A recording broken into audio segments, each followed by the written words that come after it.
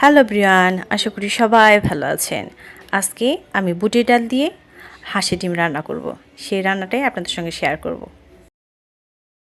আজকে বুটের ডাল রান্না করব। বুটের ডালটা আগে সিদ্ধ করে নেব, আর বুটের ডালটা রান্না করা হবে হাঁসের ডিম দিয়ে।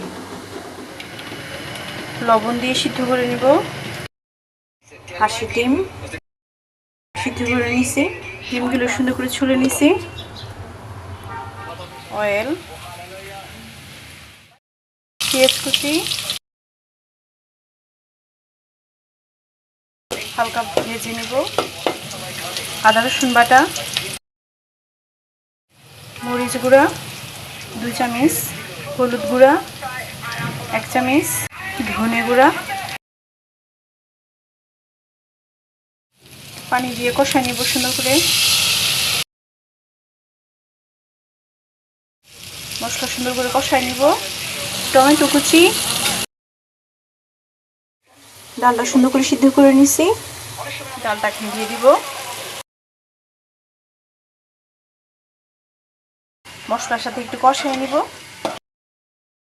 পরিমাণ মতো লবণ দিয়ে দিব। আমার ডালটা খুব সুন্দর সিদ্ধ হয়ে গেছে, বুটের ডালটা সুন্দর কষানো হয়ে গেছে। এখন আমি এটার মধ্যে ঝোল দিয়ে দিব।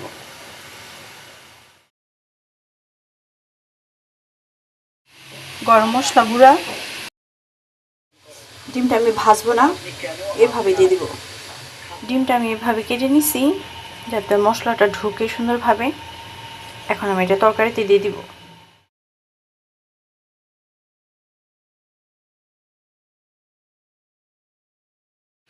এটা জিরা গুঁড়া, লেবু পাতা দিয়ে দিব।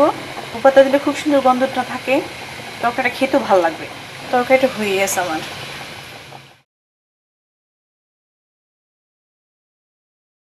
রান্নাটা কমপ্লিট, খুব সুন্দর হয়েছে আর খেতেও খুব ভালো হয়েছে।